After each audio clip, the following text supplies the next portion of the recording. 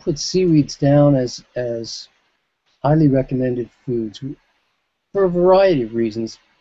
Partly is the salt content, partly is the freshness issue, um, and the answer is yes.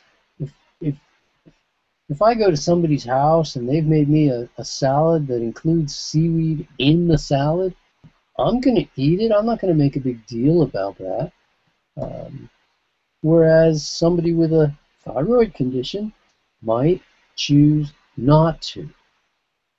Um, then again, it depends on the thyroid condition. Sometimes they need more iodine. And so we could look at the iodine in the seaweed. We could look at the salt that's in the seaweed. Can you rinse all the salt off? Yes, you can rinse all the salt off. You can't rinse the salt out from the inside, and there's definitely some in there. I mean, any plant that lives in salt water has salt inside of it. And whether or not seaweeds all count as plants is a separate issue. Some of them are not seaweed. Some of them are not plants. They're classed as protists, and protists are not classed as plants. I tend to go long periods of time without consuming any seaweed, but I have eaten some, and it's not the end of the world, I don't think.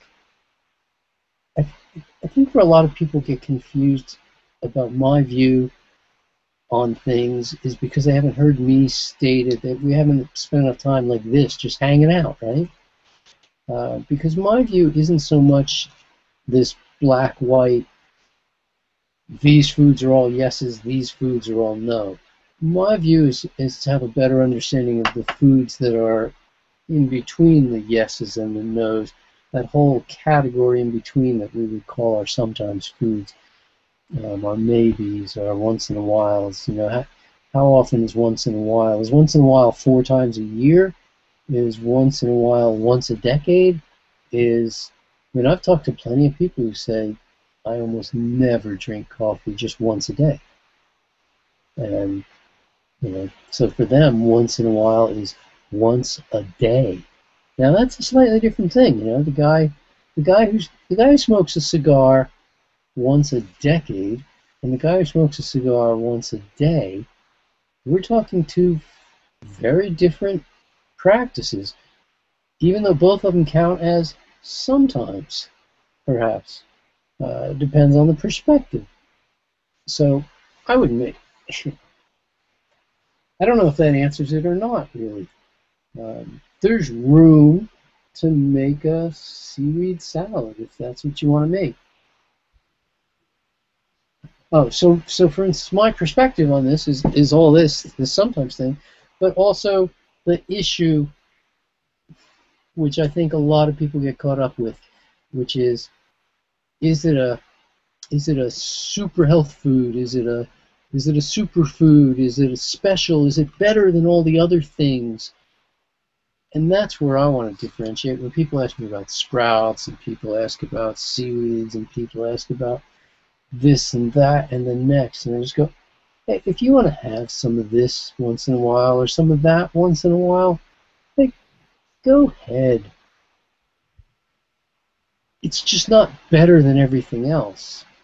When people start telling me, oh yes, well I eat sprouts because they're better. I eat kale because it's better. This whole, you could take the nutrient density concept and just tear it apart from one end and completely tear it apart all the way to the other end, and it wouldn't matter where you start. There's no way to hold that together. And the idea that this lettuce is better for you than that lettuce just doesn't hold water. I'm sorry. Perhaps you're just starting a raw food diet and you're looking for tips and recipes to succeed. Or maybe you're an athlete looking to reach new levels in your pursuit of fitness. Or if your goal is simply to experience the highest expression of your health. It's simple. 80-10-10 is the answer. It's your guide to looking, feeling, and performing your best. Visit foodandsport.com now and pick up your free gift, which will have you on your way to understanding and using the 80-10-10 diet.